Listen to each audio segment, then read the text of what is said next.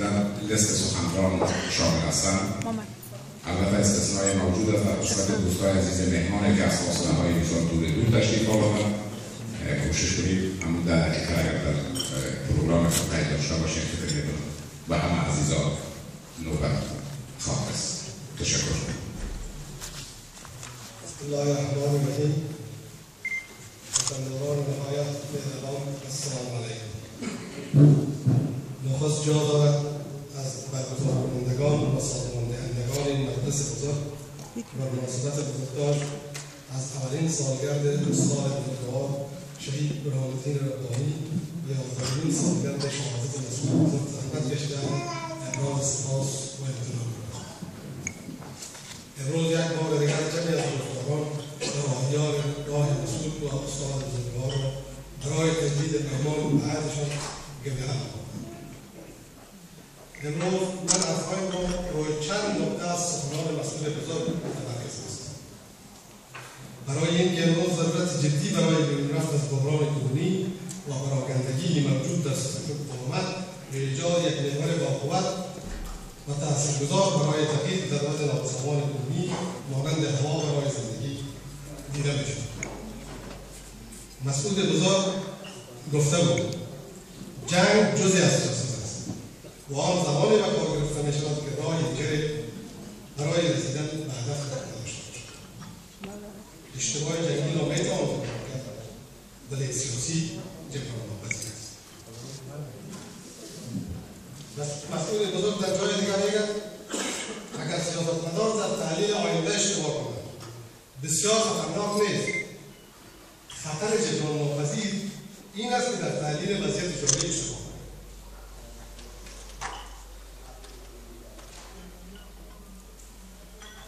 دیگه یک بحث طولانی دیگه در مورد وحدت ملی بود از اون منصرف نشدم به خاطر که وقت کم است. ولی به هر صورتش ما می‌خواهیم در مورد نقش رهبران مقاومت در حدود مسئول بزرگ و شکلگیری پروسه بم و تحلیل و برخوردشان در رابطه با وضعیت جمهوری سیاسی باز از نظر گفته‌های مسئول بزرگ به صورت مختصر بزرگان گفتند راست گوی و درست گوی ولی هرچی طرف باشد. رهبران مقاومت بعد از مسئول با مسئولیت برای تشکیل حکومت و برقراری حاکمیت قانون خاصشان این بود که با ایجاد یک دولت مثل بنیاد با وجود همه مردم و ترکیب همه اقوام را تامین کنیم. اما در سیاست تنها حسن نیت داشتن برای تامین یک کم خیر کافی نیست، بلکه سیاستمداران عواقب بعدی یک عملکرد قانونیشان را باید دقیق محاسبه کنند و بدانند چه تاثیرات مثبت و منفی را در آینده نگاه و سیاست‌های بعدی باز در این جای شک نیست که رهبران مقاومت بعد از رسول هر یکشان در مقاطع معین زمانی عامل سرفرازی و سربلندی وطن بودند که باعث افتخار ما هستند. اما بعد از شهادت رسول در این 11 سال گذشته اجتماعاتی صورت گرفته که بهای گران را برده موفق شدند. خوب است که محمد داریم کدام اشتباه در برخورد و قضایای مشخص عامل مشکلات بارآمده بخصوص برای باقی‌های مقاومت گردیده است. یک، در تشکیل حکومت در کنفرانس بن که استاد شهید و بزرگوار در مخالفت دقیق و منطقی و سیاسی به نوعی تشکیل و ترکیب این اداره که وجود آمده از دست کنفرانس بن قرار داشت. و توضیح نمی‌دیم وقت کنم. عقب نشینی ناسنجیده شده از مواضع اصولی و قانونی مقاومتگران در تصویب قانون اساسی که تبعات منفی بعدی آن را امروز ما و مردم ما با خوش و خودشان احساس می‌کنیم. قرار گرفتن در انتخابات در اول در کنار کرزی با وجود داشتن کاندیدای مقاومت. قرار گرفتن در انتخابات دور دوم در کنار کرزی با وجود داشتن کاندیدای مقاومت. نرفتن کاندیدای مقاومت در دور دوم انتخابات با پشت پا زدن به اعتبار رای دهندگان. عدم ثبات در نتیجه‌گیری‌های مردمی برای دفاع از منافع مردم با معاملات برای وضعیت شخصی. عدم ثبات در نتیجه‌گیری در دوره 15 و مجلس با معاملات شخصی. استعدادی‌ها و گروه‌های گوناگون که باعث معامل تفرقه در درون صفوف مقاومت کرد. اعتماد بیش از حد بالای تیم موجود و استفاده ابزاری از رهبران مقاومت برای تحقق پلان‌های برای ضبط مواضع مقاومت در شده و از جانب هر طرف بازی بسیار مایه‌آور زیر نامه‌های مختلف رهبران مقاومت بعد از مسعود همه نیروهای مقاومت را در تمام مملکت سران کرد. یعنی این نیروها از پروسه فعال نابودسازی عامل جنگ یعنی طالبان در کشور خارج کردند. برعکس طالبان و گلبودین و نیروهای ضد مقاومت در حالاتشان به صورت مسئله باقی ماند. توطئه‌های سیاسی حلقات میان در داخل حکومت برای ایجاد تفرقه و پراگندگی در بین نیروهای مقاومت سازماندهی میشد و همزمان توطئه علیه جان سران مقاومت ملی ناراضی با توطئه‌های سیاسی ادامه داشت و دامی و کنون دارد. اولین حمله و توطئه علیه یکی از فرماندهان گروه مقاومت امیر اسماعیل خان که به اثر این توطئه فرزندش میرویس به جام شهادت نمیشد و اولین قربانی مقاومت از اثر توطئه‌های در حکومتی. توطئه علیه تمام افراد و با نام و قماندانان با نفوذ مقاومت در شمال کشور صورت گرفت با عملیات‌های تروریستی یک تعداد شخصیت‌های با نفوذ شمال از صحنه سیاسی بیرون کردند. شهادت کاظمی، شهادت سیدخیلی، شهادت شاهجهان نوری، شهادت داوود نمونه‌های بارزی از توطئه‌های دموکراتی است که باید توسط رهبران مقاومت پیگیری و برای ضربه‌آور نمودن دشمن ظاهری نفتی سیاسی نظامی اتخاذ شد. متأسفانه طور شاهد باید چنین کار صورت نگرفت و مرکز توطئه دموکراتی با استفاده از زهر اولی مقاومت بعد از مسعود و عدم پیگیری و دفاع کافرانه از به شهادت رسیدن میرویس شهید کاظمی شهید داوود سیدخیلی شاهجهان نوری و سایر شهدای این مقاومت توطئه علیه جان استاد ربانی شهید و در یک مانور بسیار مایه‌آور زیر نام استاد ربانی بزرگان میگن علاج زهر است. ما با مقاومت نپرداختیم، مقابل متقابل دست نداریم، دشمن دستش درازتر شد و بالاخره بزرگترین شخصیت ما را از میان گرفت. شهادت استاد باید سنگ خطر جدی برای بازماندگان مقاومت به صدا درآورد و در پی جمع کردن ویدیوهای دوباره یک نیروی قوی مقاومت می‌دارد.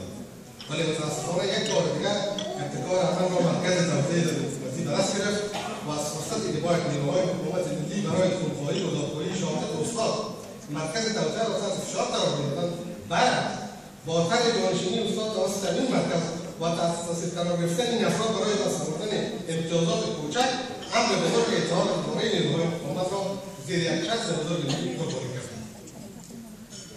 مالزیا هم تفقط چند پارچگی و ضعف در تحلیل وضع موجود و تحقق پلان‌های مرکز توطئه دموکراتی برای بازداشتن مقاومتگران از صحنه سیاسی. این عوامل و عوامل عدیده دیگر بزرگترین اشتباهات سیاسی بود که باعث شکاف و ایجاد تفرقه و چند پارچگی شد. نیروهای با انگیزه مقاومت ملی مردم را به جزایر کوچک و بی‌اثر در عمل سیاسی کشور مبتلا ساخت. حال ببینیم تصور 11 سال بعد از شهادت مسعود بزرگ چی است؟ یک مثال زرگیز میگه وقتی رشوه از در درآمد عدالت از پنجره فرار کرد. دستاورد این نظام در طی 10 سال با وجود آمدن مافیای سیاسی اقتصادی و نظامی بر علاوه مافیای مواد مخدر است. مافیای سیاسی مافیای اقتصادی و نظامی زدید. با طرح نظام موسسه خصوصی سیاسی اعلام‌های اقتصادی قراردادهای پروژه‌های بزرگ ساختمانی از جمله راه‌ها و قراردادهای استخراج معدن کشور به ایجاد بانک‌ها و رسانه‌ها ایجاد کمپانی‌های امنیتی خصوصی به ترانزیت و کشت مواد مخدر همه در زیر نظر همین موافق که عمل اداره کشور را صورت میگه برای که یک ملت فقیر بسازی برای چپاول یک ملت فقط دزدان می‌تواند در رابطه با مسئله جنگ و صلح در پیوند با گفته‌های بالا در حالی که بعد از 11 سال شهادت قهرمان ملی موجوده که هزارها سرباز خارجی و از نظر نظامی و سلاح‌های مدرن مجهز در وضعیت نظامی به نفع دشمن است و وضعیت سیاسی هم همچنین به نفع دشمن است. کوچکترین تغییر به نفع صلح و ثبات کشور به وجود نیامده. دشمنان مردم با دفعات وسیع از ولایت جنوب، جنوب شرق، جنوب غرب، حضور مستقل داشتن و مردم همه این مشکلاتشون با طالبان مواجه. طالبان والی دارد، طالبان سارنوال دارد، طالبان حکومت دارد و مردم به خاطر این مشکلشون با طالبان مواجه. به حکومت مواجه نمی‌کنند. و در بعضی از ولایات مرکزی وضعیت رو به خرابی می‌گن. کابل عملاً در محاصره طالبان دارد. و همچنین ناامنی در شمال کشور بنا بر عوامل آشکار توسط طالبان ضد حکومتی انتخاب شده. و دلایل روشنی هم وجود دارد که موجودیت دشمن در بعضی محلات نادیده گرفته میشن و از دشمن توسط علاقات معین ضد حکومت پشتیبانی صورت میگیرد. شهادت سیفی، شهادت داوود، شهادت دوستای دیگه ما در شمال کلش توطئه‌ای است که از درون صورت میگیرد.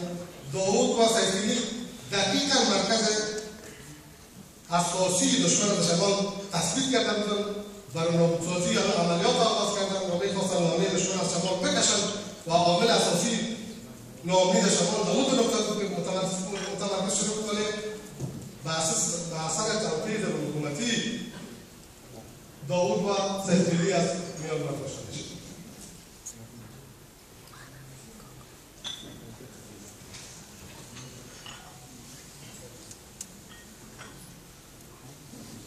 وطنداران عزیز، مردم از رهبران مقاومت پس از مسعود چه طلب داشت؟